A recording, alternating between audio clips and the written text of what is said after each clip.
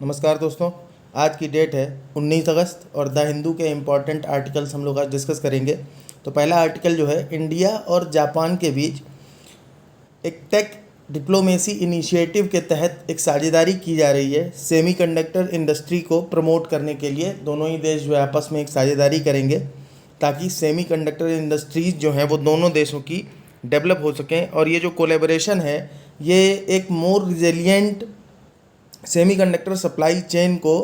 Establish करेगा। Means जो semiconductor की सप्लाई चेन है उसको और ज़्यादा मजबूत बनाएगा। साथ ही साथ इनोवेशन और टैलेंट डेवलपमेंट को भी जो है आगे डेवलप करेगा।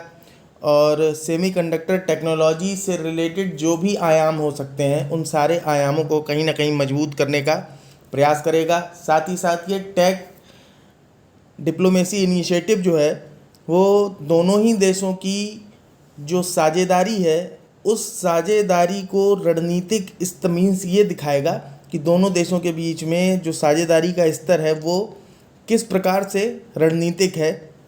और साथ ही साथ में जो ग्लोबल टेक्नोलॉजी का इकोसिस्टम है उस इकोसिस्टम को किस तरीके से प्रभावित करेगी ये साझेदारी।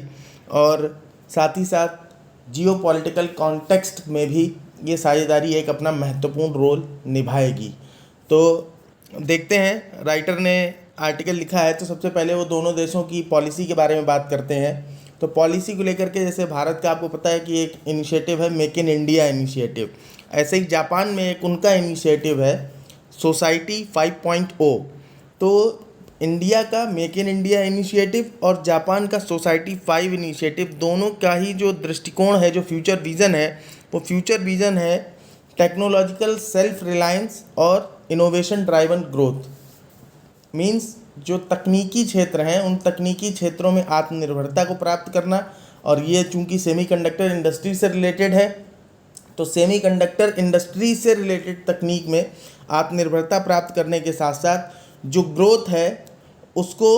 अचीव करना। ये दोनों ही देशों के जो विज़न है इंडिया के मेक इन इंडिया इनिशिएटिव का और जापान के सोसाइटी 5.0 का। और साथ ही साथ ये जो इनिशिएटिव है दोनों देशों के बीच में बाइलेटरल एग्रीमेंट्स के लिए एक नया रास्ता खोलेगा, जिसके तहत सेमीकंडक्टर इंडस्ट्री से रिलेटेड रिसर्च कोऑपरेशन का मैटर हो, टेक्नोलॉजी ट्रांसफ़र का मैटर हो, या फिर एक दूसरे के साथ सेमीकंडक्टर रिलेटेड प्रोडक्ट को लेकर के ट्रेड का मामला हो, तो इन सारी चीज़ों को प्रमोट करेगा।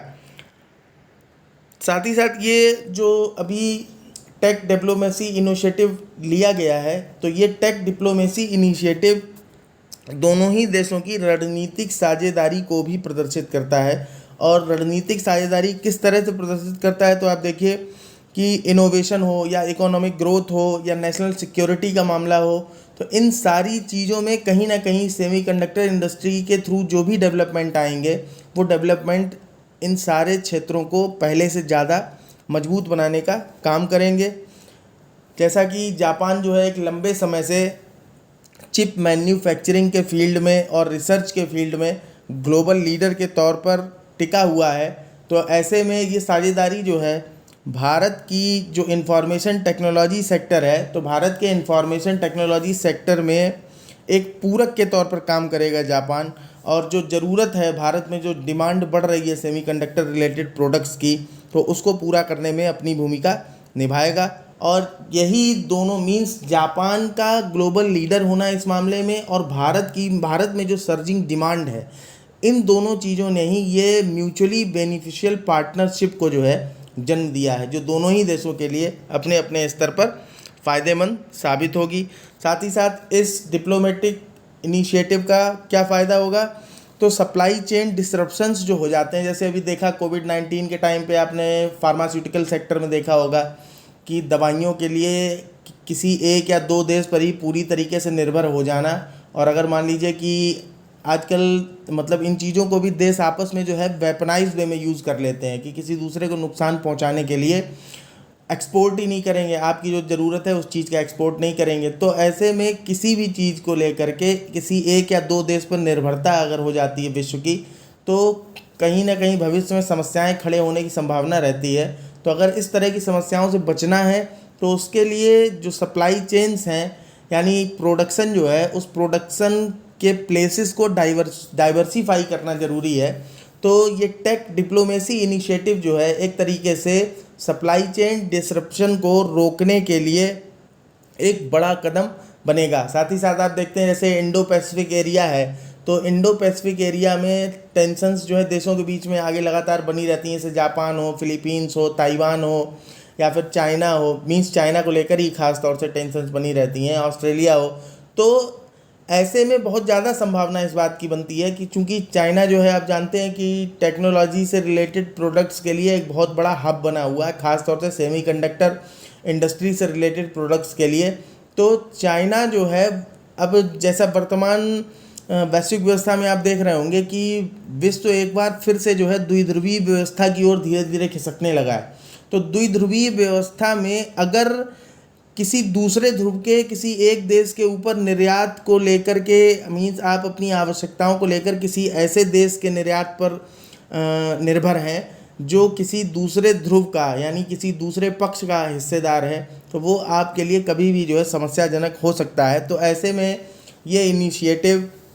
सप्लाई चेन के डिसरप्शंस को कंट्रोल करेगा। साथ ही साथ जो जियोपॉलिटिकल टेंशन्स हैं, तो जियोपॉलिटिकल टेंशन्स के भी ठीक ठीक बिना किसी दबाव के समाधान तक पहुंचा जा सकता है। अन्यथा जियोपॉलिटिकल टेंशन्स में इस तरह की चीज़ों के निर्यात को लेकर भी दबाव बनाया जा सकता है। कुल मिलाकर के ये जो जॉइंट रिसर्च इनिशिएटिव है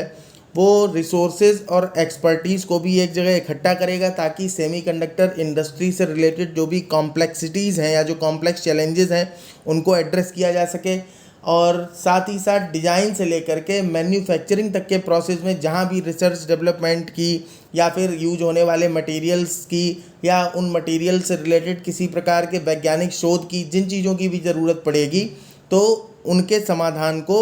खोजा जा सकता है। इसके अलावा दोनों ही देश जो है स्किल एक्सचेंज प्रोग्राम्स भी चलाएंगे, वर्कशॉप भी करेंगे, ट्रेनिंग भी देंगे एक दूसरे को।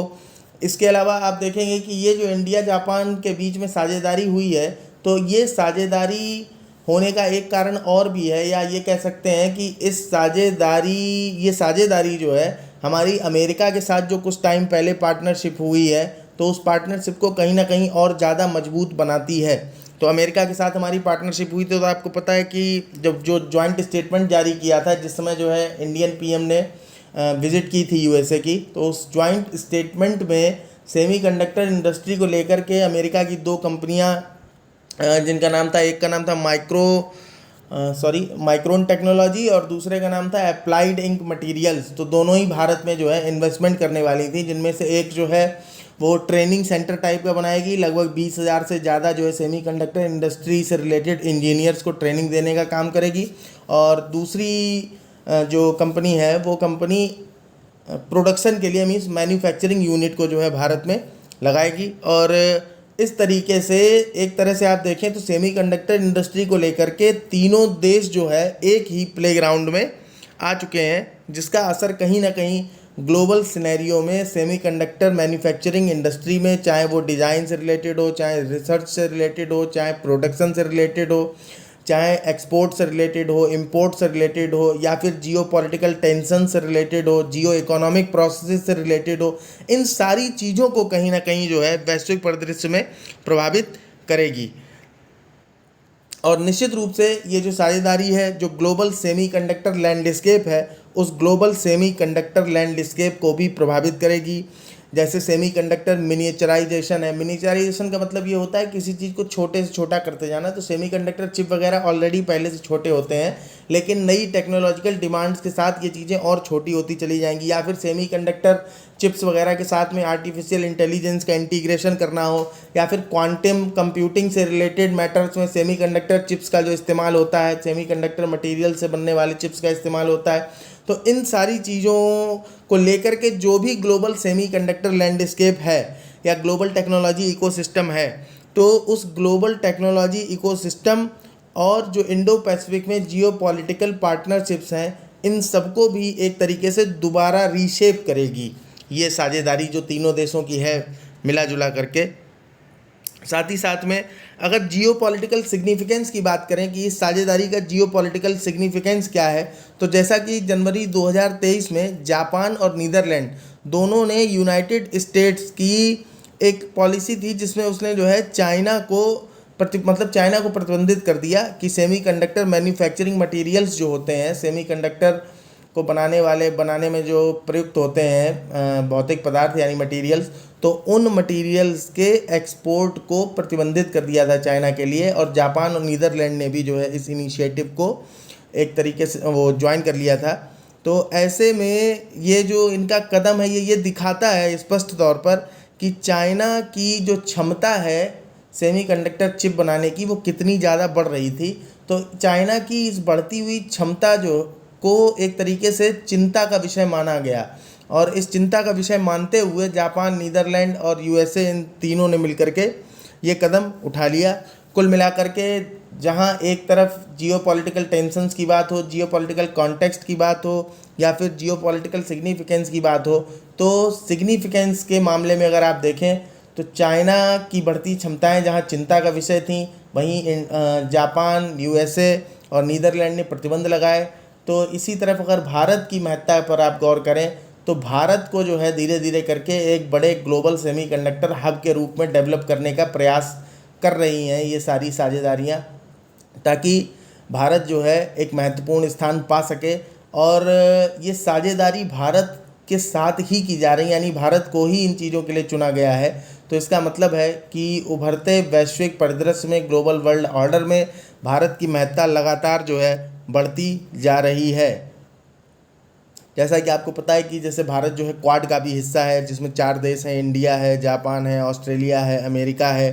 तो कहीं ना कहीं ये चीज़ ये दिखाती है कि इंडिया भी जो है सेमीकंडक्टर डेवलपमेंट के फील्ड में मैच्योर कंडीशन में यानी परिपक्व अवस्था में आ चुका है। ओवरऑल आर्टिकल की कंक्लूजन की बात करें तो जापान की जो तकनीकी क्षमता है और भारत की जो डिज़ाइन और नवोन्मेष की यानी इनोवेशन की जो क्षमताएं हैं, इन दोनों क्षमताओं के कोलैबोरेशन से सेमीकंडक्टर इंडस्ट्री को भविष्य के लिए एक नया रास्ता मिलेगा, जिसमें इलेक्ट्रॉनिक्स भी अपने एडवांस लेवल पर होगी। जो कनेक्टिविटी है कंट्री के बीच में, वो कनेक्टिविटी भी इन्हेंस हो जाएगी। साथ ही साथ में एक तरीके से जो तकनीक है, उस तकनीक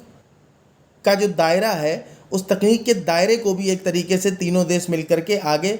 फैलाने या बढ़ाने की कोशिश कर रहे हैं। और ये साझेदारी जो है टेक्नोलॉजिकल इनोवेशन को और जो क्रिटिकल ग्लोबल चैलेंजेस हैं उनको, इन दोनों ही चीज़ों को पूरी तरह से एड्रेस करने वाले कदम हैं। इसके बाद चलते हैं हम लोग अपने अगले आर्टिकल की तरफ। अगला आर्टिकल जो है लिखा है, तो भारत की जीडीपी ग्रोथ रेट को लेकर के राइटर जो है बोलते हैं कि जीडीपी ग्रोथ को लेकर के तो काफ़ी बहस चलती रहती है भारत में कि हमारी जीडीपी ग्रोथ कभी गिर गई है, कभी उठ गई है। तो जीडीपी ग्रोथ जो है वो डिबेट में एक तरीके से भारत में सेंटर्ड रहती है, मीन्स केंद्रीय विषय है जीडीपी की चर्चा। लेकिन जीडीपी की ग्रोथ से जॉब क्रिएशन अब उस तरह से नहीं हो पा रहा है, मीन्स नौकरियां जो है उस तरीके से पैदा नहीं कर पा रही है जीडीपी ग्रोथ। तो ये एक चिंता का विषय है। तो राइटर का मानना ये है कि खाली जीडीपी पर लगातार बातचीत करते रहने से,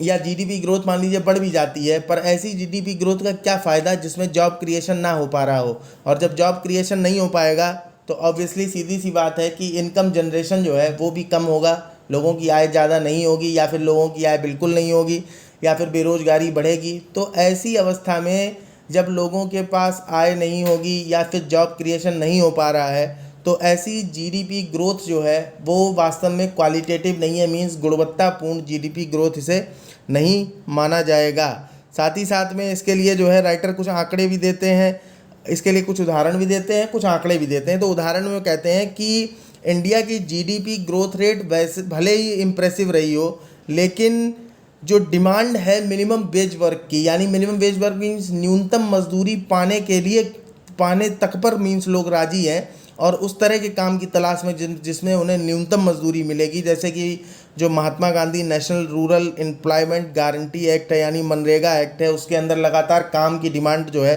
वो बढ़ती जा रही है। तो ये कहीं ना कहीं जो इकोनॉमिक ग्रोथ है हमारे देश की, तो उस इकोनॉमिक ग्रोथ की क्वालिटी और इंक्लूसिवनेस को लेकर के, गुणवत्ता और समावेशिता को लेकर के, समावेशी स्वभाव को लेकर के प्रश्न चिन्ह कहीं ना कहीं लगाती है। जबकि होना क्या चाहिए कि एक ऐसी इकोनॉमी जो फल फूल रही हो या फिर विकसित हो रही हो, तो वहाँ पर पर्याप्त नौकरियों के अवसर जो हैं वो पैदा होने चाहिए। साथ ही साथ में लो पेइंग वर्क्स जो होते हैं, यानी जिनमें न्यूनतम मजदूरी मिलती हो या कम जो है वेतन मिलता हो, ऐसे कामों की डिमांड भी धीरे धीरे वक्त के साथ घटनी चाहिए। जैसे कि मनरेगा वगैरह से जो मिलने वाले काम हैं, इनकी डिमांड जो है वो कम होनी चाहिए थी, लेकिन ऐसा भारत में नहीं हो रहा है। उसके बाद आंकड़े देते हैं, कहते हैं कि रिजर्व बैंक ऑफ इंडिया के द्वारा जारी एक डाटा का विश्लेषण करने पर यह पता चलता है कि 1980 के दशक में अगर जीडीपी ग्रोथ 1% भी बढ़ती थी, तो 1% जीडीपी ग्रोथ बढ़ने का मतलब ये था कि 2 लाख फॉर्मल जॉब्स जो है वो क्रिएट हो जाते थे। मीन्स 2 लाख जो है औपचारिक नौकरियों के अवसर क्रिएट हो जाते थे, और ये फिगर 1990 के दशक में घट करके 1 लाख तक आ गया। कुल मिलाकर के ये कहा जा सकता है कि अगर लगातार नौकरियों के अवसरों का पैदा होना जीडीपी ग्रोथ रेट के साथ में घटता जाता है, तो इसका मतलब ये है कि जीडीपी ग्रोथ जो है वो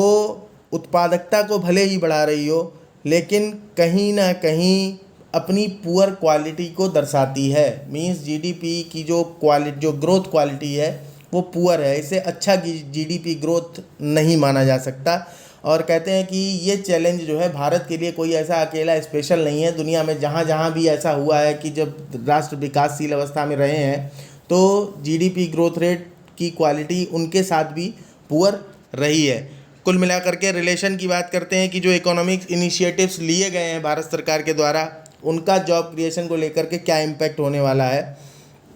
तो बोलते हैं कि जो सेमीकंडक्टर मैन्युफैक्चरिंग इंडस्ट्री के ऊपर इस समय सरकार फोकस कर रही है, तो सेमीकंडक्टर मैन्युफैक्चरिंग जॉब क्रिएशन को लेकर के उतना महत्वपूर्ण क्षेत्र नहीं है जितनी महत्ता अगर मान लीजिए जैसे कोई कहे कि जॉब क्रिएशन जो है इससे बहुत ज़्यादा हो जाएगा, तो सेमीकंडक्टर इंडस्ट्री से मींस तुरंत जो है ऐसी कोई जॉब्स पैदा होने वाली नहीं है, specially for low skilled workers. अगर जॉब की अपॉर्चुनिटी क्रिएट होती भी है सेमीकंडक्टर मैन्युफैक्चरिंग को प्रोत्साहित करने से, तो वो एटलीस्ट कम से कम जो लो स्किल्ड वर्कर्स हैं, उन लो स्किल्ड वर्कर्स के लिए ऐसी अपॉर्चुनिटीज़ पैदा नहीं होंगी। मीन्स साइंटिस्ट हो सकता है रिसर्च के काम में लग जाएं, इंजीनियर हो सकता है कि सेमीकंडक्टर रिलेटेड डिज़ाइन के काम में लग जाएं, या फिर मैन्युफैक्चरिंग के काम में लग जाएं, पर लो स्किल्ड वर्कर का सेमीकंडक्टर इंडस्ट्री में किसी तरीके का ऐसा कोई काम नहीं है। वहीं दूसरी तरफ ट्रेडिशनल मैन्युफैक्चरिंग सेक्टर जैसे ऑटोमोबाइल है, स्टील है, तो ऐसे ऑटोमोबाइल, स्टील या सेमीकंडक्टर से रिलेटेड कोई ट्रेडिशनल मैन्युफैक्चरिंग है, तो ये जैसे जैसे धीरे धीरे करके ऑटोमेटेड होती चली जाएंगी। तो इनके ऑटोमेटेड होने के साथ साथ, जैसे कि आप देख रहे हैं आर्टिफिशियल इंटेलिजेंस का धीरे धीरे करके समय आता जा रहा है, तो आर्टिफिशियल इंटेलिजेंस जैसे जैसे इंटीग्रेटेड होगी हर इकोनॉमिक प्रोडक्शन मॉडल के साथ में, तो वैसे वैसे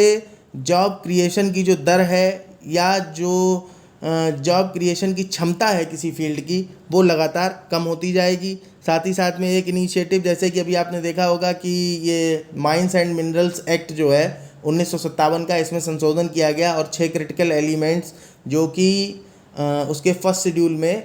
MMDR के फर्स्ट शेड्यूल में इनलिस्टेड थे, उनमें से 6 क्रिटिकल मिनरल्स को बाहर निकाला है। उनमें प्राइवेट सेक्टर की हेल्प लेकर के भी एक्सप्लोरेशन किया जाएगा, और प्रोडक्शन में, माइनिंग के प्रोसेस में प्राइवेट सेक्टर के लोग इन्वॉल्व होंगे, तो वहाँ पर जो है जॉब क्रिएशन होने की संभावना ज़्यादा है। जैसे ये जो सुधार किए गए हैं, तो ये सुधार किस लिए किए गए हैं, जो इलेक्ट्रिक मोबिलिटी है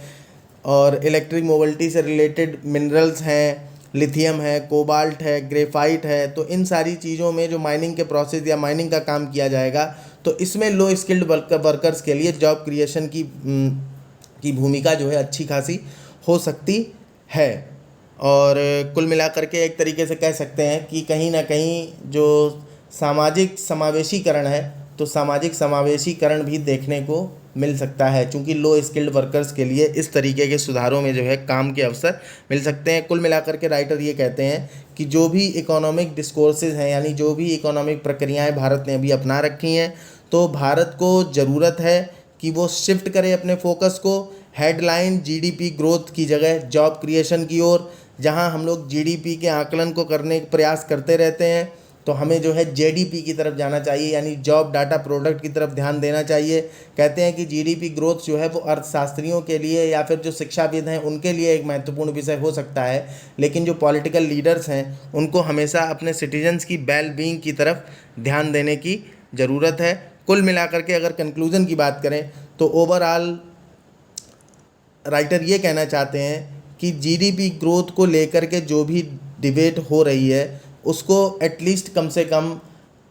अपने मीन्स जो डिबेट है इसमें जॉब क्रिएशन के मामलों को भी, यानी जॉब क्रिएशन पर चर्चा को भी शामिल करने की ज़रूरत है। और ये समय है जिसमें अपने इकोनॉमिक डिस्कोर्स को चेंज करना चाहिए, अपने फोकस को जो है जॉब डाटा प्रोडक्ट के ऊपर यानी जॉब क्रिएशन के ऊपर लेकर के आना चाहिए, जो कि वास्तव में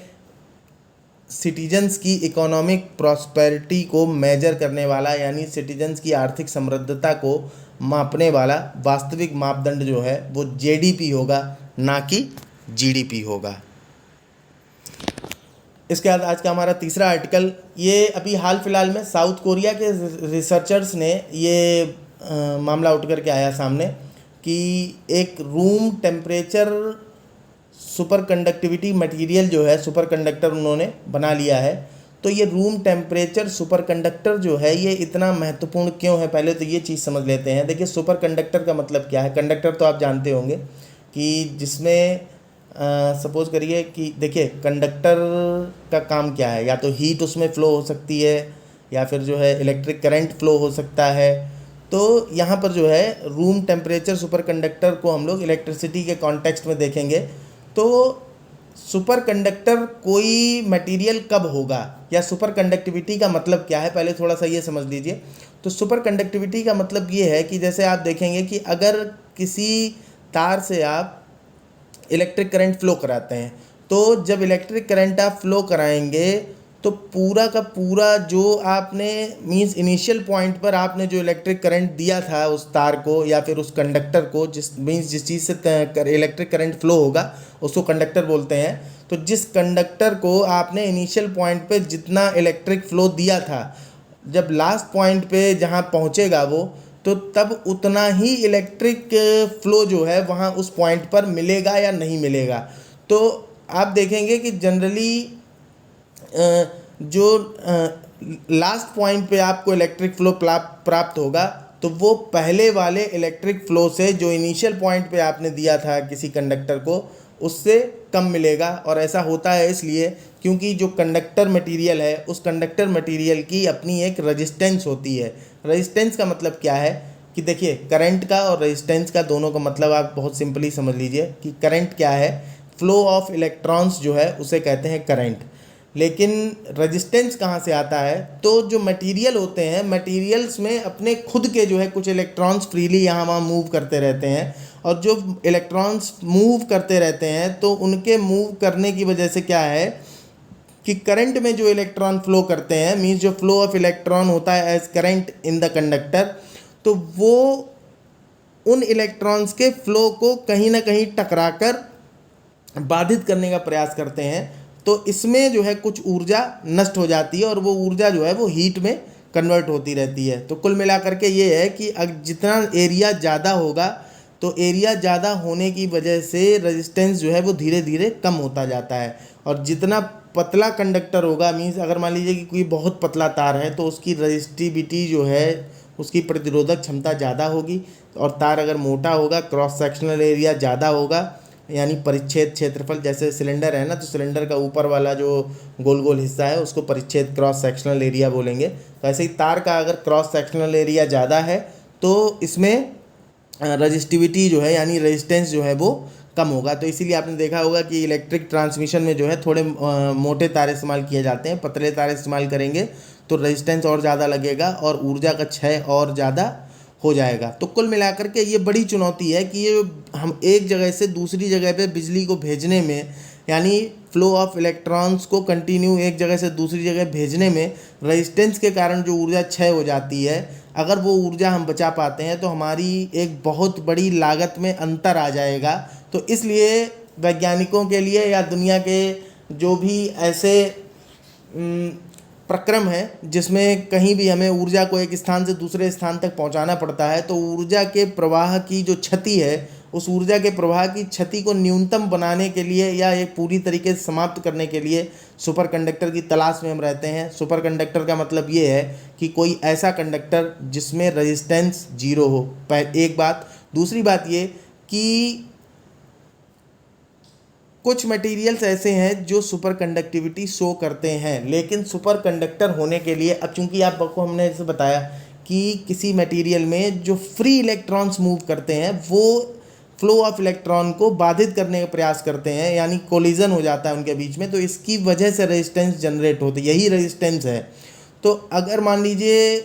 अगर आप किसी चीज़ को और ज़्यादा गर्म करेंगे तो गर्म करने से क्या होगा कि जो फ्री इलेक्ट्रॉन्स जो नॉर्मल कंडीशन में घूम रहे हैं उनमें वाइब्रेशन और ज़्यादा बढ़ जाएगा, मोशन और ज़्यादा बढ़ जाएगा, उनकी फ्रिक्वेंसी और ज़्यादा हो जाएगी,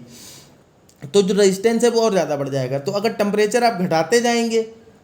तो टेम्परेचर घटाने के साथ साथ उनका जो वाइब्रेशन है या फिर जो मोशन है फ्री इलेक्ट्रॉन्स का किसी मटेरियल के, वो थोड़ा कम हो जाएगा, तो रेजिस्टेंस भी कम हो जाएगा। तो इस तरीके से अगर किसी मटेरियल का टेम्परेचर आप इतना घटाते जाएं कि इस तरीके के फ्री इलेक्ट्रॉन्स का मूवमेंट जो है वो बिल्कुल ही देखने को ना मिले, तो फिर उस कंडक्टर का रेजिस्टेंस जो है वो जीरो हो जाएगा, और ऐसे मटेरियल को हम बोलेंगे सुपर कंडक्टर। तो पहली चीज़ कि टेम्परेचर जो है बहुत ज़्यादा लो करके रखना पड़ता है, तो इसलिए रूम टेम्परेचर पर किसी मटेरियल का सुपर कंडक्टर होना ये बहुत ही कठिन काम है। दुनिया में पहले जो है वैज्ञानिकों का मानना ऐसा था कि अगर किसी मटेरियल को हमें सुपर कंडक्टर की कंडीशंस में कन्वर्ट कर देना है तो उसके लिए एटलीस्ट हमें जो है -273 केल्विन टेम्परेचर हमारे पास अगर हम ले जा पाते हैं किसी चीज़ को, तो फिर वो सुपर कंडक्टर में कन्वर्ट हो जाएगा। लेकिन जब उन्होंने कुछ मटेरियल्स को सुपर कंडक्टर में कन्वर्ट करना स्टार्ट किया और टेम्परेचर को गिराना स्टार्ट किया, तो टेम्परेचर गिराते समय उन्हें ये पता चला कुछ जगहों पर कि बहुत से मटेरियल्स ऐसे हैं जो -273 डिग्री केल्विन के पहले ही सुपर कंडक्टिविटी के लक्षण को शो करने लगते हैं, मीन्स उनमें रेजिस्टेंस जीरो हो जाता है। तो -273 केल्विन जो है उसको बोलते हैं एब्सोल्यूट जीरो, और एब्सोल्यूट जीरो के पहले ही जो मटेरियल ठंडा करते करते एब्सोल्यूट जीरो के पहले ही सुपर कंडक्टिविटी जब शो करने लगते हैं, तो जिस टेम्परेचर पर शो करते हैं उसको कहते हैं क्रिटिकल टेम्परेचर। तो ये तो नॉर्मल सा कॉन्सेप्ट था सुपर कंडक्टिविटी का। तो हाल फिलहाल में साउथ कोरियन रिसर्चर्स जो हैं उन्होंने ऐसा बोला कि हमने रूम टेम्परेचर पर ही एक जो है सुपर कंडक्टर बना लिया है, और उसका नाम था LK99। तो जब ये बात सामने आई तो कुल मिलाकर के भाई खुश तो होना ही था सबको, तो सब लोग जो है खुश हुए। तो इनिशियल जो है एक्साइटमेंट दिखाई दिया है एक तरीके से साइंटिस्ट इंडस्ट्री के बीच में, साइंटिफिक इंडस्ट्री के बीच में, रिसर्चर्स के बीच में। फर्दर अब आगे क्या होना था, जब उन्होंने ऐसा दावा किया तो ऑब्वियसली उसकी जो है टेस्टिंग की जानी थी। तो कुल मिलाकर के एक तरीके से जब पीयर रिव्यू प्रोसेस में उसको डाला गया, तो पीयर रिव्यू प्रोसेस का मतलब ये होता है कि जैसे मान लीजिए कि आप किसी फील्ड में काम कर रहे हैं, आप साइंटिस्ट हैं, तो आप जिस फील्ड के साइंटिस्ट हैं, आपने कोई रिसर्च किया और आपने रिसर्च करके कुछ बनाया, तो फिर आपकी फील्ड के ही दूसरे साइंटिस्ट जब उसको टेस्ट करेंगे कि आप जो कह रहे हैं आपके दावे सही हैं या नहीं अपनी रिसर्च के बारे में, तो इस प्रोसेस को कहते हैं पीयर रिव्यू प्रोसेस। तो जब ये LK99 सुपर कंडक्टर, जिसको रूम टेम्परेचर सुपर कंडक्टर बोला जा रहा था, तो इसकी जब पीयर रिव्यू प्रोसेस हुई तो इस पीयर रिव्यू प्रोसेस में पता चला कि जल्दबाजी में एक तरह से इस इंफॉर्मेशन को एग्जेजरेट किया गया, मीन्स बढ़ा चढ़ाकर बताया गया, और जिसकी वजह से एक मिस इन्फॉर्मेशन क्रिएट हुई। वास्तव में ये जो LK99 room temperature super conductor होने का दावा किया जा रहा था, ये उन प्रॉपर्टीज़ को शो नहीं कर पाया। तो फाइनली ये पता चला कि LK99 जो है ये सुपर कंडक्टर नहीं है, क्योंकि जैसे प्रॉपर जो है मैग्नेटिक फील्ड को जनरेट नहीं कर पा रहा था। देखिए सुपर कंडक्टर जो है बहुत इंपॉर्टेंट है ह्यूमन लाइफ में। जैसे बिजली के ट्रांसमिशन को लेकर के हमने आपको बताया, वैसे ही जो MRI मशीन्स होती हैं, तो MRI मशीन्स के अंदर भी MRI का मतलब तो आप जानते होंगे मैग्नेटिक रेजोनेंस से रिलेटेड होता है। तो मैग्नेटिक रेजोनेंस को क्रिएट करने के लिए मैग्नेटिक फील्ड जनरेट करना पड़ता है, और ये जो सुपर कंडक्टर है ये एक प्रॉपर मैग्नेटिक फील्ड को भी जो है जनरेट नहीं कर पा रहा था। और जब ये मिस इन्फॉर्मेशन निकली, मीन्स LK99 जो है वो रूम टेम्परेचर सुपर कंडक्टर नहीं निकला, तो एक बार फिर से जो गेंद है वो साउथ कोरियन रिसर्चर्स के पाले में पहुंच गई। मीन्स जो बर्डन ऑफ प्रूफ है वो उन्हीं के ऊपर पहुंच गया कि वो इस बात को फिर से दोबारा साबित करें कि LK99 जो है वो एक room temperature based super conductor है। कुल मिलाकर के राइटर ये लिखते हैं कि LK99 सुपर कंडक्टर है या नहीं है ये तो समय के साथ अपने आप पता चल जाएगा। लेकिन जो अच्छी चीज़ देखने को मिली वो ये दिखाई देती है कि जो दुनिया का वैज्ञानिक समुदाय है, इस वैज्ञानिक समुदाय के बीच में जो ऑनलाइन कोलैबोरेशन है या ऑनलाइन डॉक्यूमेंटेशन है ये काफ़ी अच्छा है कि उन्होंने जैसे ही LK99 सुपर कंडक्टर के बारे में डाटा वगैरह रिलीज हुआ तो उसके तुरंत बाद बहुत तेज़ी के साथ जो है इसको क्रॉस वेरीफाई किया गया। और कुल मिलाकर के ये कहते हैं राइटर कि एक तरीके से जो साइंस का एरिया है वो ओपन है, और ये ओपन साइंस